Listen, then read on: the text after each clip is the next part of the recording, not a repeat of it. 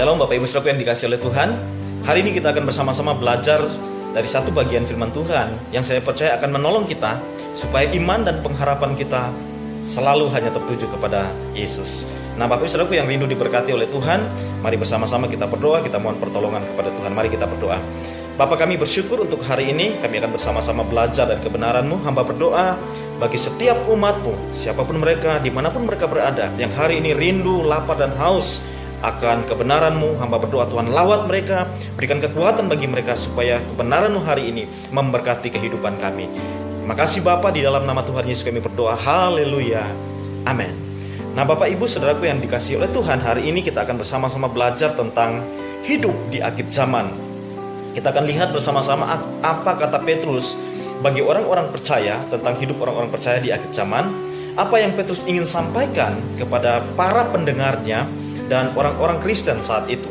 Dan saya percaya Tuhan juga menaruh ini di hati saya untuk sejenak kita belajar dari kebenaran ini. Nah Bapak Ibu Saudaraku, mari kita lihat sama-sama di dalam 1 Petrus 4 ayat 7 dan 8. Saya akan baca untuk kita ayat ini, 1 Petrus 4 ayat 7 dan 8. Firman Tuhan berkata seperti ini: Kesudahan segala sesuatu sudah dekat, karena itu kuasailah dirimu dan jadilah tenang, supaya kamu dapat berdoa.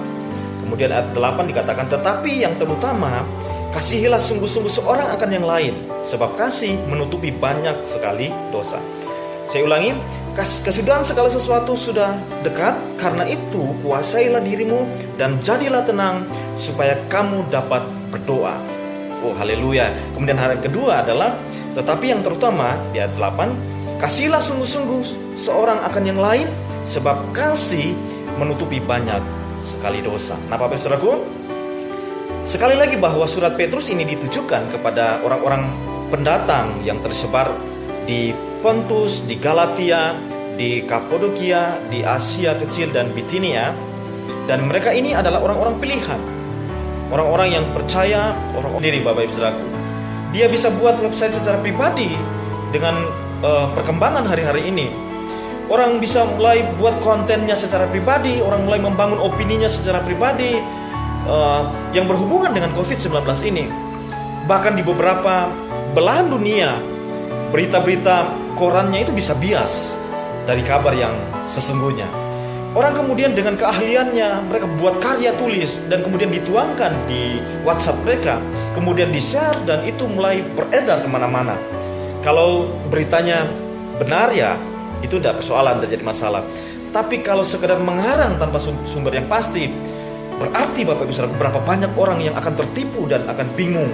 Belum lagi kekacauan yang terjadi hari-hari ini. Kalau kita lihat kondisi hari-hari ini, begitu banyak hal-hal yang terjadi. Nah Bapak Ibu Saudara yang dikasihi oleh Tuhan, kondisi ini buat kebanyakan orang tidak akan tenang menjalani kehidupannya. Orang Kristen pun itu bisa stres, bisa depresi menghadapi kondisi ini. Kedepan kita tidak bisa tahu keadaan apa yang akan terjadi, seperti apa kondisi yang akan terjadi. Tidak seorang pun bisa tahu. Tapi hari ini Bapak Ibu Saudaraku, ini yang saya mau beritahu buat kita orang-orang percaya. Hari esok kita ada di tangan Tuhan. Pengharapan kita ada di dalam Tuhan. Karena itu kebenaran ini menyapa kita hari ini. Jadilah tenang supaya kita dapat berdoa. Waktu kita tenang, pikiran kita juga tenang. Sehingga di rumah setiap hari kita akan mengalami damai sejahtera yang dari Tuhan. Kita akan mengalami ketenangan yang dari Tuhan. Daud berkata, hanya dekat Allah saja aku tenang, daripadanya lah keselamatanku. Nah Bapak Saudaraku, firman Tuhan berkata hari ini, dengarkan baik-baik. Kesudahan segala sesuatu sudah dekat, karena itu kuasailah dirimu dan jadilah tenang, supaya kamu dapat berdoa. Barulah kemudian dikatakan, yang terutama teruslah hidup di dalam kasih, teruslah melayani, teruslah di dalam iman percayamu. Haleluya, ini kebenaran yang memberkati kita. Pujilah nama Tuhan, Tuhan memberkati. Mari kita berdoa.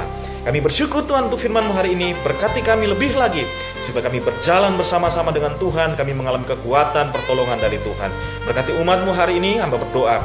Turunlah kiranya damai sejahtera yang dari Allah Bapa, sukacita melimpah-limpah di dalam Yesus Kristus, persekutuan manis dengan Roh-Nya yang kudus, memberkati menuntun hidup kami mulai hari ini sampai selama-lamanya. Dalam nama Tuhan Yesus kami berdoa. Haleluya, amin. Tuhan Yesus memberkati. Haleluya.